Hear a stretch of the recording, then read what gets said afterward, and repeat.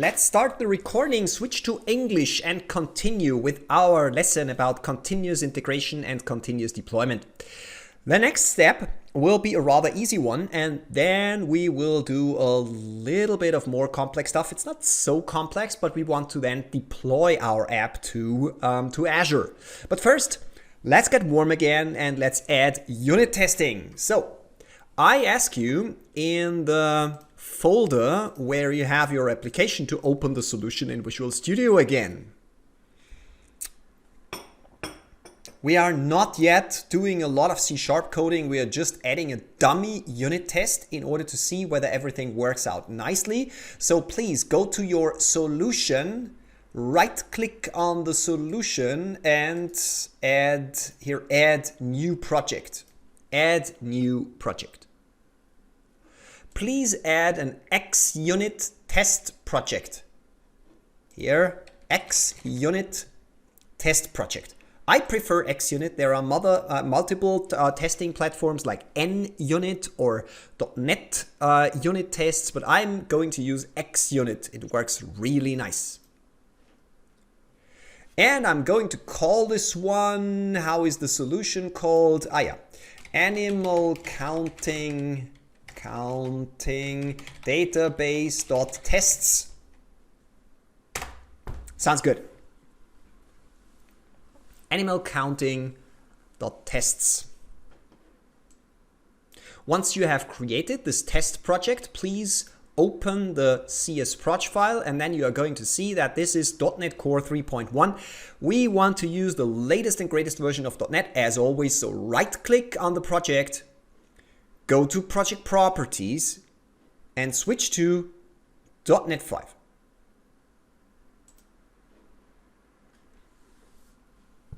Also, right-click on the property, manage NuGet packages, and then make sure that your updates here are empty. If they are not, please update all NuGet packages. Update. This will run a NuGet install on the latest versions. So now we have really the latest and greatest version of ASP.NET and all dependencies. I will wait for a minute or so you can catch up. So create an XUnit project, switch it to .NET 5, and set up the latest dependencies in the NuGet Package Explorer. Now that we have unit tests, there is just one unit test in here. You see, it's currently empty.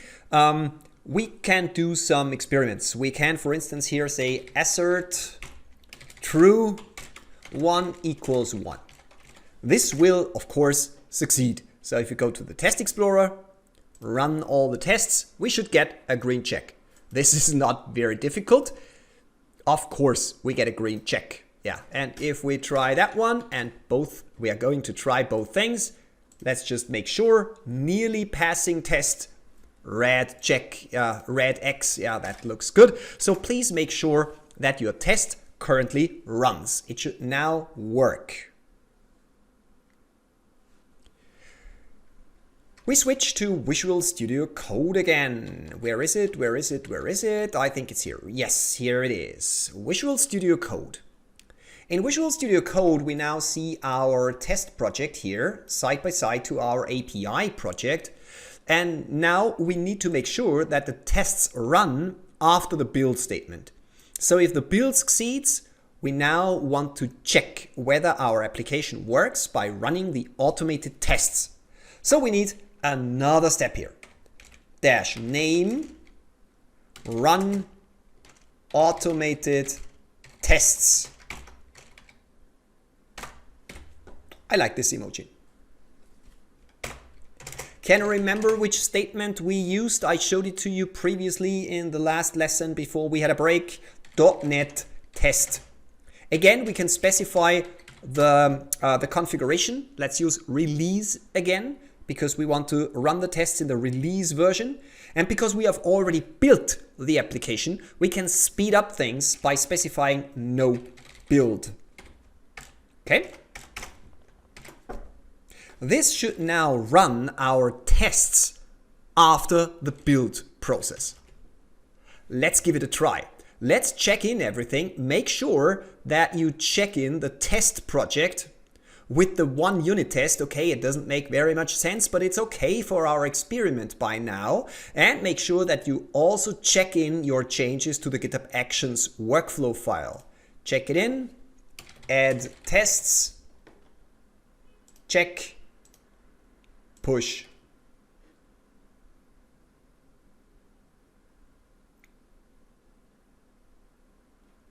Good. And then where is it? Yeah, here it is. If we take a look, if everything works out nicely, we should now see the test code here in GitHub as expected. And if we go to Actions, we see that we have our build run based on the add tests. And you see here, run automated tests. So let's wait for another few seconds until we see if everything is okay, if everything works smoothly. Dependencies are currently restored.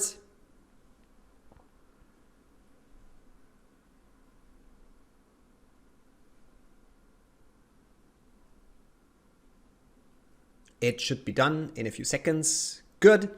App is now built. Good. Tests are now running.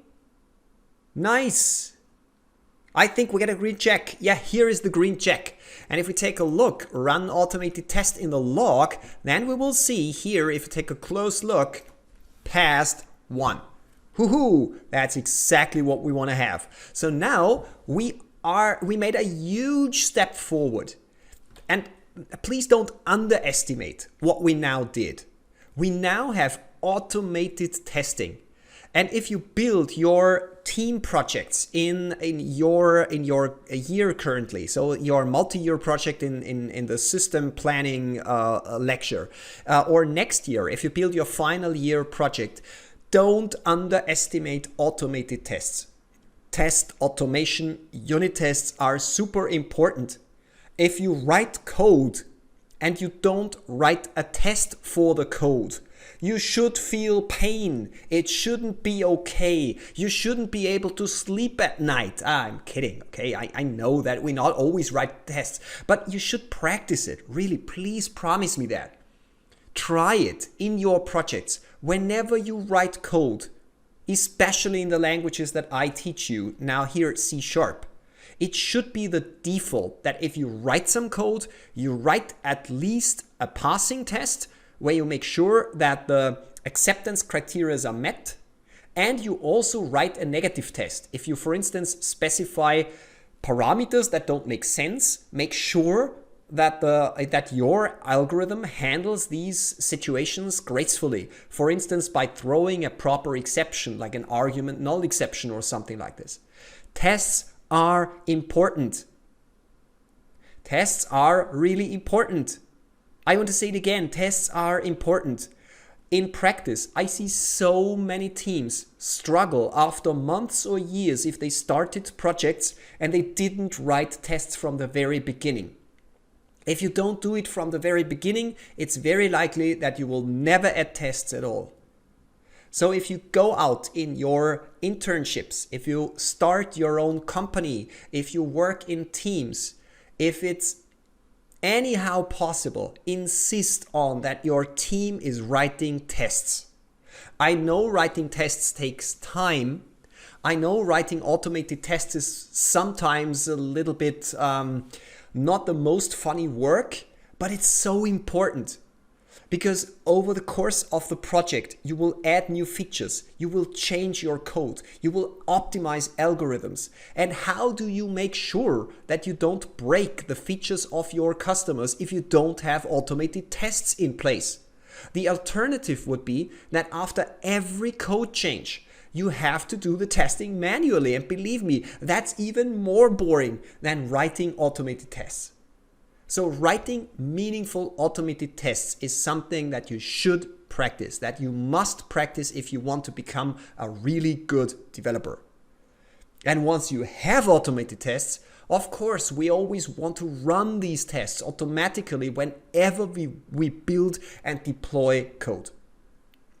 We will after we now did the continuous deployment part of our pipeline, so push everything to Azure, we will go back to our C# code and we will spend the rest of this morning's lecture to add some, well, meaningful unit tests, of course simple unit tests. We don't have an endless amount of time here, but we want to add some meaningful unit tests that you see how you can do such unit testing in practice.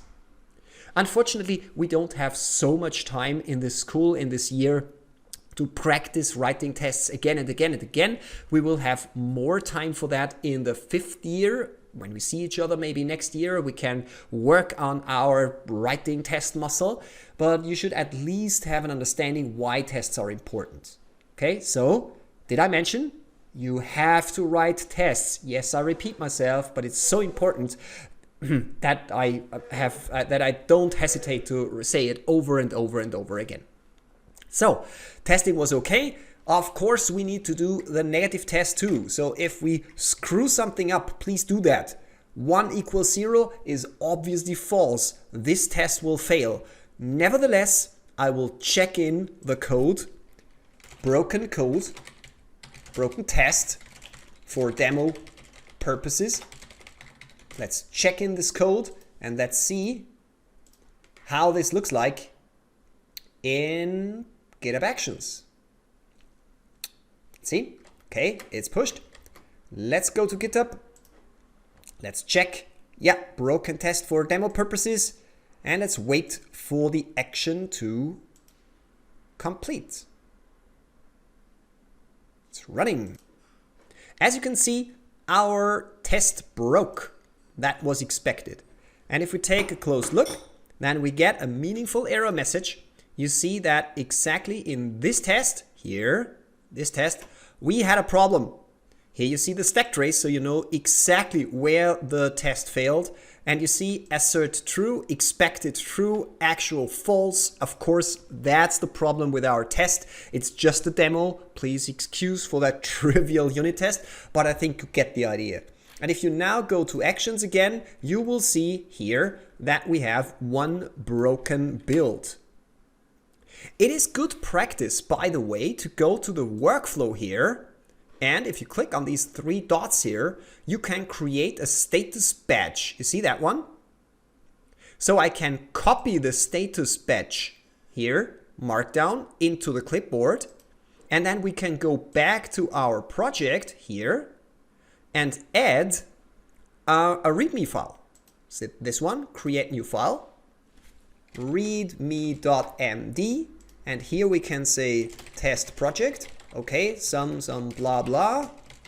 And at the very beginning, we put in the code that I just copied. This is the deployment badge. You see it?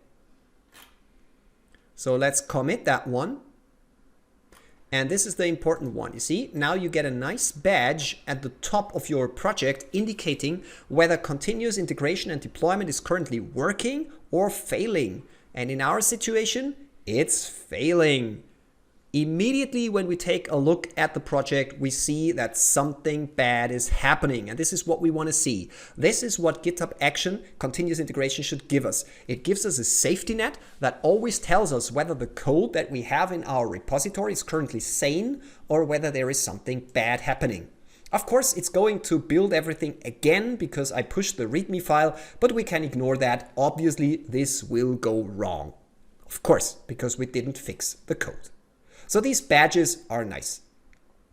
Before we go on, let's fix the unit test, okay? So please fix this one. 1 equals 1.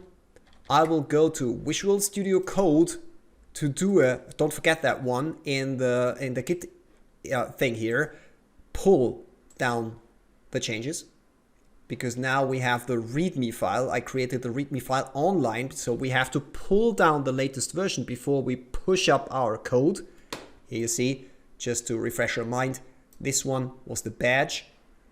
And then we check in everything and we will call it fix. Stop it. I have an idea. Before you check it in, I would like to show you something. I think we have talked before about that. If not, now is the correct time. So currently our build is failing. in real world, even in your project, you should do the following. In such cases, somebody should create an issue inside of the project. Build breaks. Build broken. Investigate why build is broken. Fix it. We can assign that to somebody. In my case, I'm alone. We can put a label on it. That's a bug. And we can submit the issue. And here you see now we have an open issue. Number 1, the build is broken, fix it. And why did I do that before we check it in? Because it's best practice to say fix unit test resolves, and now comes the important one, #1.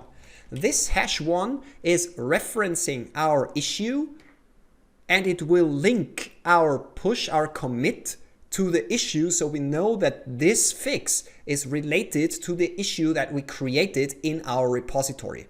So this is the best practice. If you have unit tests, please note bugs as issues, and then resolve the issues when checking in code. Check, push,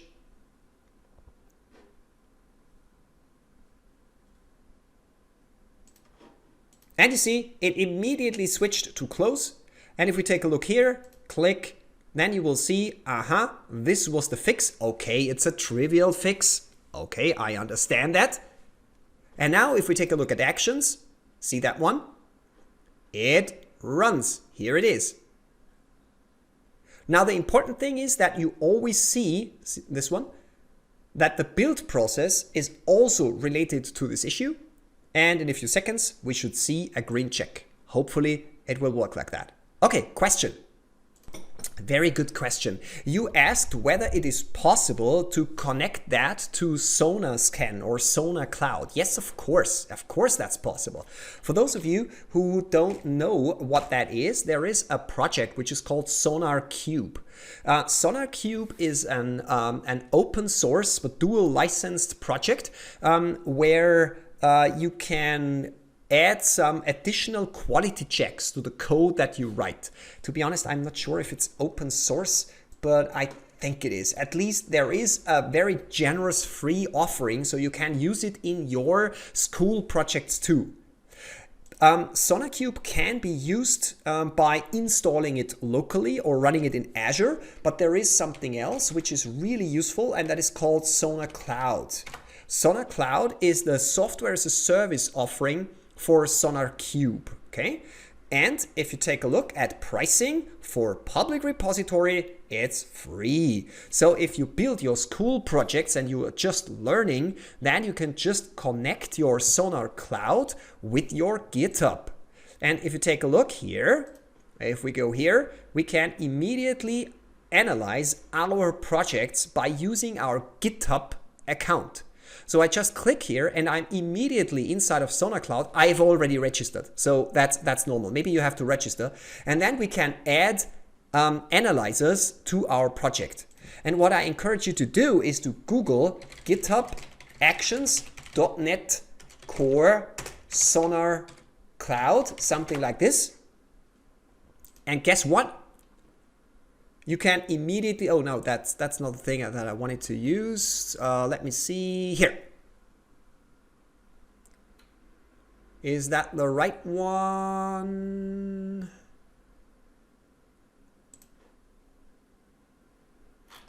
No, I'm looking on something else. Give me a second. Now I found it. Here it is, here it is, here it is. See? Sonar Cloud Scan, and just follow the description here, and at the end of the day you just add another step here, see that one, and you just let Sonar Cloud analyze your code, and you will get the result in your Sonar Cloud. Of course, again, SonarCube is a huge project and there are so many configuration options. I cannot go into details, but thank you for pointing that out. Yes, as you can see, it's possible to connect your GitHub continuous integration workflow with Sonar Cloud, and it's not that complicated. Does that answer your question? Good, good, good. So let's go back to the workflow, and woohoo, we have a green check again, exactly what we wanted to have. If we click on it, looks good. You see, this is the build. And if we go to code again, yes, we have a green badge. That is what we wanted to achieve. Good. And if we take a look at the issues and we take a look at the closed issue, this is what I wanted to show you. It's closed. Yeah. Here you see the check-in. I can go to the check-in, and here you see the status. See? So now you get an indication from GitHub that the code that you wrote and committed is okay because it has a green check. The commit before, if we take a look here at the history, this one has a red cross. That means the code that was checked in here was not good because it broke the build or it broke the unit tests. So what you should take away here is that having these GitHub Actions is not just doing the continuous integration, but they are integrated into the entire user interface of GitHub. So you always get an indication whether the code you wrote is okay or not. It's a very good thing to have an integrated system here. Nice. So we now have unit tests. I will take a sip of coffee, and you have the chance to ask any questions if you currently have one.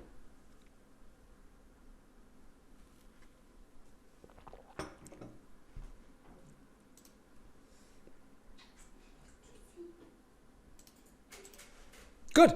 Nice. If we don't have any questions now, we can go to the next step. So inhale, exhale, new topic. New topic because now we are going from continuous integration, means building and testing, to continuous deployment. Continuous deployment means that we want to take the build results and put them into the target environment. In our case, Azure.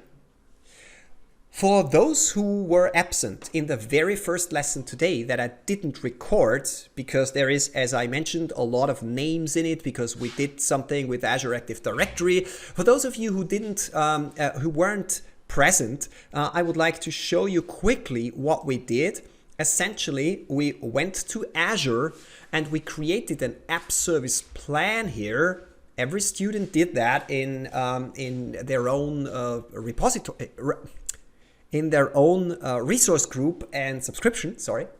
And inside of this app service plan, we created already a web app. This is the web app. And in this web app, we would like to deploy our code directly from our GitHub action. This is what we want to do. Now, the first thing that we need to think about is how will GitHub action authenticate in Azure so that it is allowed to push code to Azure. Not everybody can push code to Azure because then everybody could change our code, and this is definitely not what we want to do. So we somehow need to deal with security. And there are two possibilities that we can do here. Either we can use the feature of access control, Azure access control. We could register a so-called service principal. So a kind of user account which does not represent a human being, but represents a service. In our case, GitHub Actions. That is called a service principal. This would be the little bit more professional way of doing it, but it's the more complex way of doing it. So we will not do that in this beginner video. There is an easier way to authenticate at app service in order to push our code from GitHub Action to Azure. And that is the publish profile. Here you see it. If you go to Azure and open the app service that you created at the very beginning of today's lecture, then you will find this button here, Get Publish Profile. For those students who are absent now, or those students who watched this video and are not part of my course, please create your own app service. It's a Linux app service, or just watch the video and learn from watching. That's fine too. Here you see the publish settings file. If I click on it, you see it's an XML file. And please copy the content of this XML file into the clipboard. A word of warning, this file contains security sensitive settings. So don't download the publish settings file on a computer that you don't trust. Don't publish this file on Facebook, Twitter, or Discord. Only share this file with people who you trust, your team members, or don't share this file at all. The best thing would be to put this file into some kind of password management tool or something like this, or delete it once you are done with it, okay? It contains security sensitive information. Now what we want to do is we want to set these deployment credentials, we want to set them in GitHub as so-called GitHub secrets. So we'll go back to my, where is it? Here it is. No, that's the wrong one. So many tabs open, I've lost. No, that's the wrong one. Let me close that one. Where is my, yeah, here it is. Please go to Actions. And here in Actions, go to Continuous Integration and Deployment. Here you have the workflow, and then we need to set up the secret, okay? No, they're not here, sorry. Go to Settings. Secrets are in Settings, sorry. Secrets are in Settings of your project. GitHub, Settings, here are the secrets. See that one? Go to Secrets. Let's create a new repository secret. Let's call it Azure Web App Publish Secret. Usually you use all caps, all uppercase letters. And here you paste in the entire XML file for publishing the code. Yes, I know my password is now on video and I will publish this video on YouTube. Therefore, I will definitely, before publishing this video, delete the environment in Azure or change the password. Please be aware of that. Whenever you know that your publish profile has been compromised, for instance, because you did a recording like I did, or you downloaded it on a non-secure computer, you definitely have to change the password or delete the resource group and create a new one. That depends on your situation. Okay? Good. Now we have a secret. See? The important one is that you definitely cannot read the secret again. That's important, okay? So we are here in these secrets, exactly what we want to have. I will wait a second until you can catch up. Did anybody have problems setting up the secret, downloading the publishing profile? If you do, please let me know. Otherwise, we're going to continue.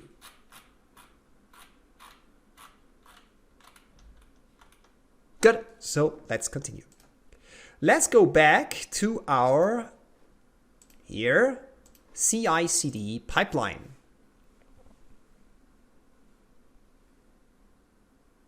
In the CI/CD pipeline, we are going to use a new here GitHub action, and this action is called, where do we have it? Here, I have already looked it up previously here. Web Apps Deploy. We can take a look at the marketplace GitHub action for deploying to Azure Web App. The current version is version 2. This is what we are going to use. If I scroll down a little bit, you see a lot of documentation how this stuff works, but essentially here you see that we specify a little bit here and we specify the publishing profile, where the publishing profile can be found. And here you see we have to say that this comes from secrets. This is how it essentially will work. So let's do that. I will just copy the name here, but you can also copy it from my screen. So the next step here, name deploy to Azure Web Apps. What can we do? What is that one? Let's use a ship here because we are going to ship something. Uses this one. With, we need to set a bunch of parameters, okay? The first one is we have to specify the app name. That is the name of the app where we want to deploy our code to. So I go to my Azure environment. Where do I have my Azure environment? Here I have my Azure environment, and in my case it's called Reiner's First Web App. So let's put that here. That's the app name. The second thing is we need to specify the publish-profile. And here we need to reference our secrets. So we do something like this. This is how you reference environment variables or secrets. So let's say secrets dot, and just to make sure that I will definitely not screw something up, I will go to my secrets and here copy the repository secret name here. Believe me, if you don't do copy and paste and you just enter and you just have a small typo here, errors like this, you are going to look for them for hours and hours, and afterwards you are going to be very angry with yourself because you did such a stupid mistake. So whenever you have such things, copy them. Even if you are pretty sure that you will not mistype them, copy them. It will save you a lot of time over the course of your lifetime. And last but not least, we need to specify where to find the application that should be published. For that, in the we need to add another step here. By now, we did the .NET build, we did the .NET test, but now we need to publish our application. Okay, so now we go here, we copy this thing here, and we say .NET publish. So publish app. Let's use a newspaper icon here. .NET publish release and specify an output directory. Let's just call it out. And then down here we can say package out.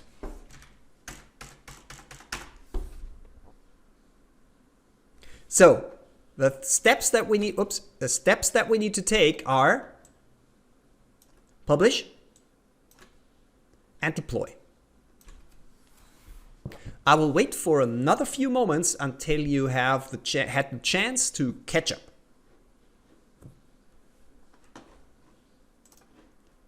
Before we go on, I would like to showcase another feature of these WAML files, because they are kind of, let's say, best practice. Things like this one, app name, or this one, .NET version. These are so important settings that typically you don't hide them somewhere in the details of your process, but you would like to showcase them. They are important. And therefore, what you can do, that's optional. You don't absolutely need to do that. I'm just demonstrating it here. What you can do is you can put an environment variable section here. And here you can, for instance, say, I don't know, .NET version. And here you can specify it's 5.0.x. And then down here, you can specify $ around angle braces, and then you specify env.net version. You see? So you can reference these environment variables. Or if we want to take the app name, we can here add another variable, Azure Web App name. Let's copy it, not type it in, because I definitely will make mistakes. Here, that one. And down here, I can now replace it, $env dot this one. So this doesn't change any functionality, of our continuous integration process. It makes these settings stand out a little bit. So if I take a look at this process, I immediately see what are the important settings, and I can change these settings up here. I don't need to look up all the important stuff down here buried in some details about configuration steps and things like that. So that's optional. I just wanted to show you that. Be aware that you should never, ever put security sensitive information in these environment sections. They are for configuration settings only. If you have security relevant things like passwords, put them into the secrets. Okay, that's important. Good, let's try it. Let's give it another try. Let's say add CD to build pipe 2 to actions pipeline, something like this. Good. Push it. And now starts the funny process of waiting, crossing fingers, and looking for bugs. Let's see.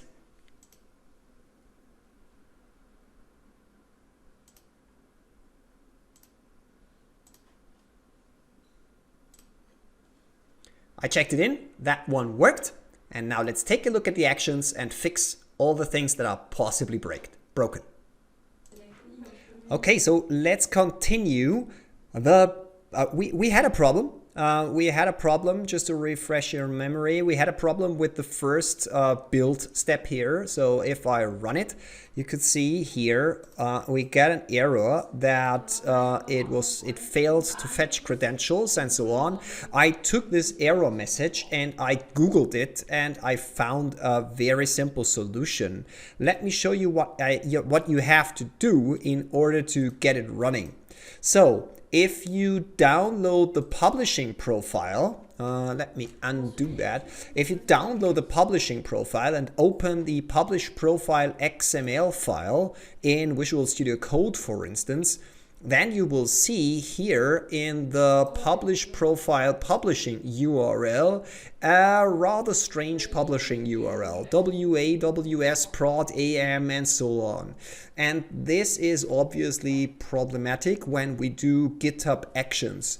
When we do GitHub Actions, we need this one down here, which is stated under zip deploy. Okay, so what you have to do is you have to copy this one up. Okay, so by the way, if you open the publishing settings and you have a very strange XML, everything in one line, don't forget right click and format document, this one, format document, and you will have a nicely formatted document. And then take this server name and replace the server name up here with this server name. So it should be like this. And then copy everything into the clipboard. Let's go back into our repository. Go to settings, secrets, and then you have to update here the secret. Copy the changed secret, and then you have to change anything in your code. Unfortunately, you must check in something in order to trigger the build. In my case, I just added another empty line up here. Just do any kind of check-in in order to trigger the build. And then if you go to actions, you will see that it worked very nicely. So if I scroll down here to deploy Azure Web Apps, if I zoom in a little bit, and successfully updated deployment history, successfully deployed web package, and here you see the application URL. So this is what you have to do. Let me quickly recap. If you open the publishing profile, let's reopen the publishing profile here, then make sure that this up here, the first entry, this one, says something like name of your web app .scm.azurewebsites.net. This is the setting you want to have. Yeah, it is described in a GitHub issue. It is whatever when it changed, I don't know it, but it fixes the problem and it works pretty smoothly. and then change anything in your CI/CD YAML file or C# code. Just do a check-in, and then everything should run, and you should have a green check. Once this green check is there, you can go to Azure again, go to your web app, and reload. And it should work, and you should get weather information. That's the default thing that gets back from ASP.NET Web API, and everything should be fine. And with that, we have successfully built continuous integration with automated tests and continuous deployment to our Azure web app. So with that, I give you time in order to do this fix that I showed you here. Please let me know if you have any problems and if you need support for that. Once this is done, in a few minutes, I will ask you whether you need more time. We will spend the rest of the hour thinking about more complex unit tests where we need some kind of database when building our tests, okay? We will talk about integration tests, but this will be the topic in a few minutes. Now fix the bug, make sure the continuous delivery works, and yeah, then we will continue. See you in a bunch of minutes.